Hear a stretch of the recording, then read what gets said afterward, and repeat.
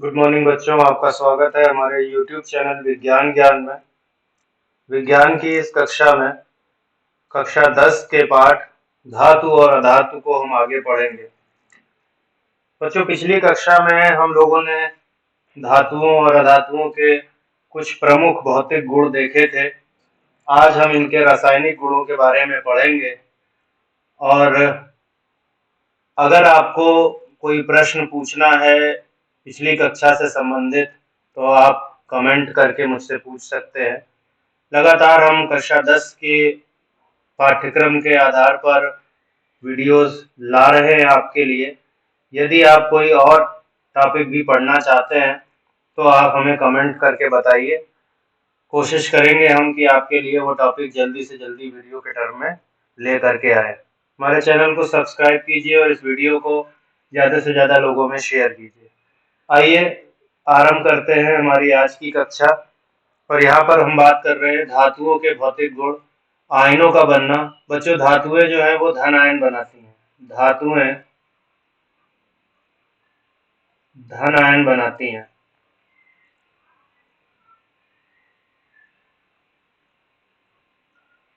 इसीलिए इनको धन विद्युतीय तत्व भी कहा जाता है। और धन आयन क्यों बनते हैं? क्योंकि धातुएं जो हैं वो अपने बाह्यतम कोश के इलेक्ट्रॉन को बहुत जल्दी त्याग देती हैं। धन आयनों का बनना, धन आयनों का बनना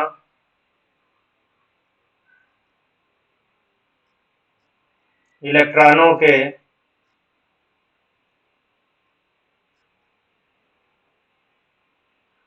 कौन से बाह्य इलेक्ट्रॉन जो होते हैं, जिसको संयोजी इलेक्ट्रॉन भी कहते हैं,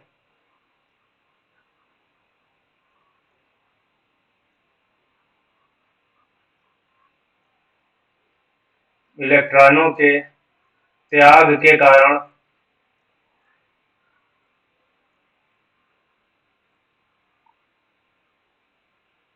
संभव है।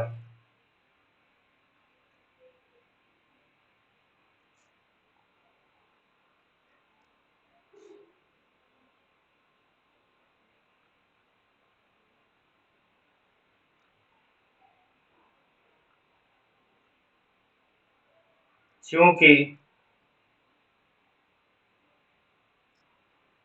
धातुओं में नाभिकीय आवेश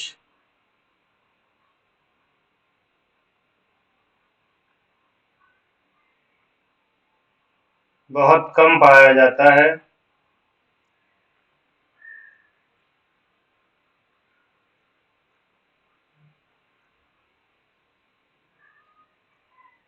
इस कारण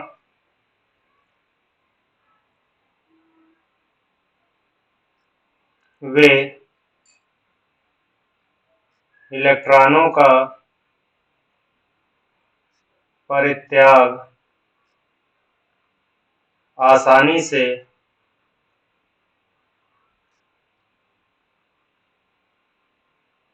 कर देती हैं।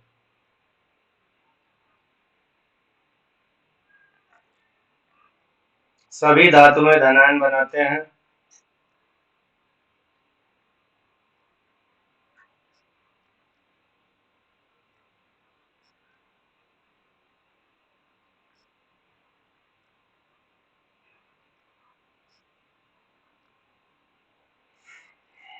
जैसे कि अगर हम उदाहरण लें तो उदाहरण के लिए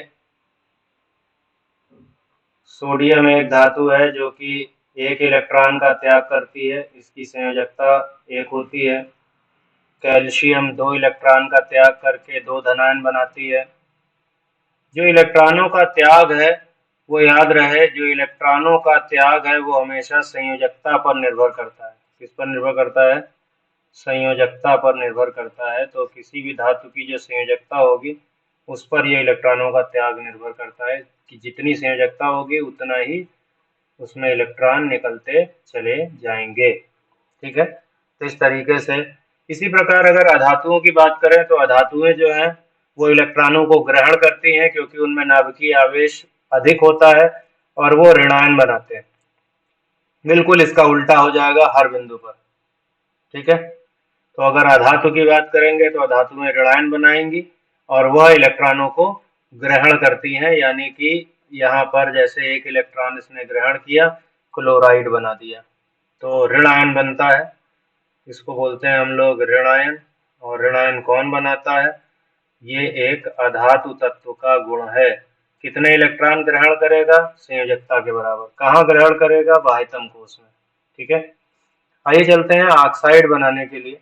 तो ऑक्साइड जो है वो धातु और अधातु दोनों ही तत्व जो है वो ऑक्सीजन के साथ क्रिया करके ऑक्साइड बनाते हैं। जैसे मैग्नीशियम की ऑक्सीजन के साथ क्रिया करिए तो ये जो है वो 2MgO बनाया। इसका एक प्रश्न भी आता है कि मैग्नीशियम रिबन के छोटे टुकड़े को अगर जलाया जाए तो वह क्या परिवर्तन देता है। तो जब आप उसको जलाएंगे ऑक्सीजन में तो ध्यान रहे कि वो जो है वो चमकदार सफेद ज्वाला से जलता है और मैग्नीशियम ऑक्साइड जो कि एक ठोस होता है उसको बनाता है। तो इसी प्रकार से जितनी भी सक्रिय धातुएं हैं वो सभी क्रिया करती हैं। धातुओं को 3 भागों में मुख्यतः बांटा गया है: अति सक्रिय धातु, सक्रिय धातु और निष्क्रिय धातुएं। अति सक्रिय, सक्रिय और निष्क्रिय धातुएं, ये कुल मिला के 3 प्रकार की धातुएं होती हैं और इन तीनों धातुओं का अलग अलग गुण होता है। यहाँ पर जो ऑक्साइड बने हैं सक्रिय धातुओं के, ऑक्साइड जो पानी में घोले जाते हैं तो ये एक प्रबल क्षार बनाते हैं। ये भी एक बहुत बढ़िया, बहुत जरूरी गुण है जिसको आपको जानना चाहिए। ध्यान रखिएगा, क्या कहेंगे कि यदि कभी भी धातु का ऑक्साइड, धातु ऑक्साइड, धातु ऑक्साइड, और ये क्या बन गया? ये बन गया धातु हाइड्रोक्साइड।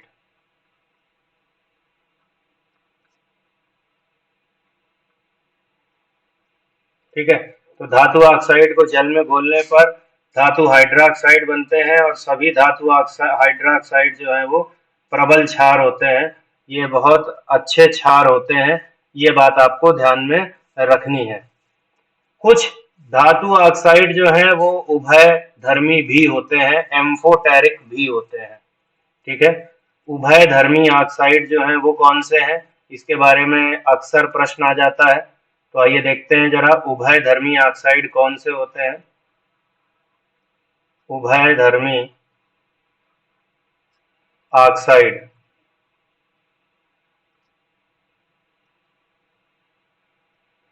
ये उभय धर्मी ऑक्साइड जिंक का ऑक्साइड होता है, एल्युमिनियम ऑक्साइड होता है। ठीक है, लेड ऑक्साइड होता है। यही मुख्य 3 आप याद रखिएगा।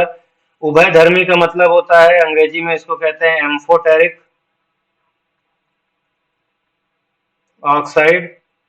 हालांकि और बहुत सारे होते हैं, बेरियम ऑक्साइड भी इसी में आता है, टिन ऑक्साइड भी इसी में आता है, आर्सेनिक ऑक्साइड भी इसी में आता है। जितने मेटालॉइड के ऑक्साइड हैं वो सब इसी में आते हैं, तो बहुत सारे हैं। तो ये क्या करते हैं? उभय धर्मी का मतलब ये अम्लीय प्रकृति भी प्रदर्शित करते हैं, अम्लीय प्रकृति भी प्रदर्शित करते हैं और क्षारीय प्रकृति भी प्रदर्शित करते हैं। मतलब इनकी अभिक्रिया अम्लों से भी कराई जा सकती है और इनकी अभिक्रिया क्षारों से भी कराई जा सकती है। जैसे मान लीजिए कि हमने Al2O3 को लिया, तो Al2O3 जो है वो HCl के साथ यानी कि एक अम्ल के साथ क्रिया कर रहा है और क्या बनाएगा? ये बनाएगा 6AlCl3 और साथ में 3H2O। तो ये अम्ल के साथ भी क्रिया कर सकता है। इसी तरीके से Al2O3 की अगर आप NaOH के साथ क्रिया कराएं, NaOH एक प्रबल क्षार है, क्षार के साथ जब इसकी हम क्रिया कराते हैं तो ये देता है NaAlO2 और साथ में H2O। क्या लगेगा? 2NaOH और 2। तो यहाँ पर ये अम्ल के साथ भी क्रिया कर पाते हैं, क्षार के साथ भी क्रिया कर पाते हैं, इसीलिए इन्हें उभय धर्मी ऑक्साइड कहते हैं, क्योंकि ये एसिड और बेस दोनों के साथ अभिक्रिया कर सकते हैं। इसी के साथ में वो धातुएं जो कि निष्क्रिय धातुएं कही जाती हैं, जैसे कि मरकरी और सिल्वर, इनके ऑक्साइड जो हैं वो बहुत ज्यादा अनस्टेबल होते हैं और वो अस्थायी ऑक्साइड गर्म करते ही धातु में टूट जाते हैं। यानी कि वो अस्थायी ऑक्साइड जो बनेंगे उनको जब आप गर्म करेंगे तो वो तुरंत अपने आप क्या होंगे, टूट जाते हैं। इनको अगर गर्म किया जाए तो ये क्या करेगा, ये बना देगा 4Ag अलग कर देगा और O2 गैस अलग हो जाएगा। तो ध्यान रहे कि अगर निष्क्रिय धातु है यानी पैसिव मेटल है तो उसका ऑक्साइड इस तरीके से टूट जाता है, अस्थायी होता है। आइए बात करते हैं अधातुओं की। तो अगर हम बात करें अधातुओं की तो अधातु तत्व जो है, अधातुओं के ऑक्साइड, अधातुओं के ऑक्साइड अम्लीय होते हैं, अम्लीय होते हैं। सबसे बढ़िया इसमें उदाहरण है sulphur plus oxygen converted two sulphur dioxide. और सल्फर डाइऑक्साइड एक कैसा है, अम्लीय ऑक्साइड है। ठीक है, अम्लीय ऑक्साइड कैसे पता है, क्योंकि सल्फर डाइऑक्साइड को जब आप जल में घोलते हैं तो सल्फ्यूरस एसिड H2SO3 बनता है। नाम है इसका सल्फ्यूरस अम्ल। और यह एक अम्ल है, नाम से ही पता चल रहा है। तो इस तरीके से जो अधातु हैं उनके सबके ऑक्साइड अम्लीय होते हैं, चाहे वो नाइट्रोजन का ऑक्साइड हो, चाहे वो कार्बन का ऑक्साइड हो, चाहे वो सल्फर का ऑक्साइड हो, चाहे वो फास्फोरस का ऑक्साइड हो, ये सभी अम्लीय ऑक्साइड बनाते हैं। सभी अम्लीय ऑक्साइड जो है, अधातुएं अम्लीय ऑक्साइड बनाती हैं। तो ये अंतर हो गया धातु और अधातु में भी आपके सामने। यहाँ पर सबसे जरूरी है उभयधर्मी ऑक्साइड कौन से होते हैं, इसके बारे में आपको जानना बहुत जरूरी है। चलिए चलते हैं, जरा बात कर रहे हैं। हाँ, अब आ रही है जल के साथ क्रिया। तो जल के साथ क्रिया पढ़ने से पहले आपको याद होनी चाहिए सक्रियता सारणी। सक्रियता श्रेणी कह लीजिए या सारणी कह लीजिए। और यहाँ पर हम लोगों को सबसे पहले ये देखना है कि कौन कौन सी जो है इसके पास धातुएं मौजूद होती हैं। तो potassium, sodium, magnesium, aluminium, zinc, iron, lead, copper, mercury और सिल्वर। तो इस तरीके से ये है। इसको याद करने का तरीका बहुत आसान है। आपको इसको पढ़ लेना है पोटेशियम, सा सोडियम, अभी बीच में मैग्नीशियम छूट गया मेरे से, एक बार फिर से लिखते हैं, बीच में एक धातु छूट गई, देखिए जरा।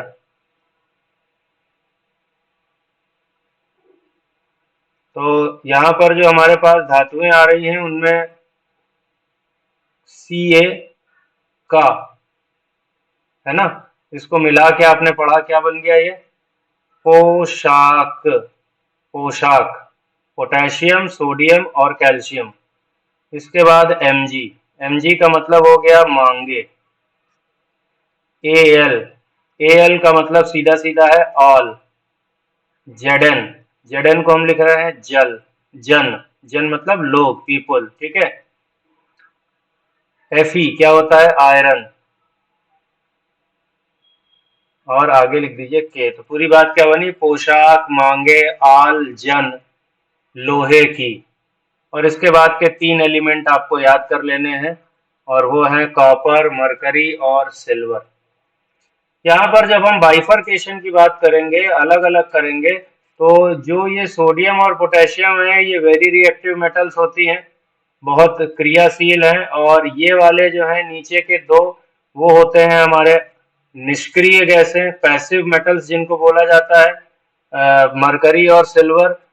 और बीच वाले ये मॉडरेट रिएक्टिव है, यानी कि ये सक्रिय धातु है। इस खास बात में यहाँ पर आपको जो सबसे चीज याद रखने वाली है वो ये कि जब आप ऊपर से नीचे जाएंगे तो फिर इसकी सक्रियता जो है वो सक्रियता घटती जाती है, सक्रियता घटती जाती है, ऊपर से नीचे जाने पर सक्रियता घटती जाती है। ठीक है, यानी कि नीचे की धातुएं जो है वो कम सक्रिय है, कम अभिक्रियाशील है, और ऊपर की धातुएं अधिक अभिक्रियाशील है।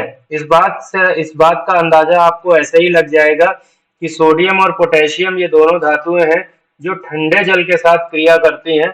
बहुत ज्यादा ऊष्मा वहां से निकलती है और हाइड्रोजन गैस निकलती है। हाइड्रोजन निकलने वाली हाइड्रोजन गैस तुरंत जलने लगती है, और यहाँ से ही हमें पता चलता है कि ये दोनों बहुत अधिक अभिक्रियाशील धातुएं हैं। ध्यान रहे, सोडियम और पोटेशियम ठंडे जल के साथ अभिक्रिया करती हैं। तो ये जो सोडियम और पोटेशियम है, यहाँ पर मैं फिर से लिख रहा हूँ, सोडियम, पोटेशियम एंड सोडियम, ये दोनों जो है वो ठंडे जल के साथ क्रिया करती हैं, ठंडे जल के साथ क्रिया। और ये ठंडे जल के साथ क्रिया करके क्या करते हैं, हाइड्रोजन गैस देते हैं और बहुत सारी ऊष्मा निकलती है। निकलने वाली ऊष्मा की वजह से जो हाइड्रोजन गैस निकली है वो तुरंत जलने लगती है। इसके बाद बारी आ रही है कैल्शियम की। कैल्शियम जो है वो थोड़ा धीमी गति से अभिक्रिया करता है, क्योंकि मैंने बताया कि सक्रियता ऊपर से नीचे जाने पर घटती जाती है। तो कैल्शियम थोड़ा धीमी गति से अभिक्रिया करती है जल के साथ में, और यह भी हाइड्रोजन देती है, लेकिन इतनी हाइड्रोजन यहाँ से नहीं निकलती कि उसमें आग लग जाए। ठीक है, तो ये जो है ये भी जल के साथ धीमी अभिक्रिया शो करती है, जल के साथ धीमी अभिक्रिया।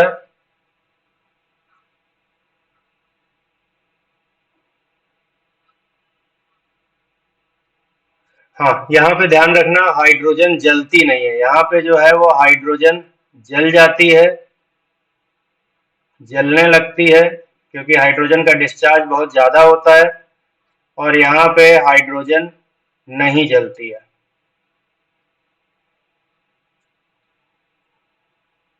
ठीक है, कोई दिक्कत? आगे चलिए जरा। इसके बाद चलते हैं, बात कर रहे हैं मैग्नीशियम की।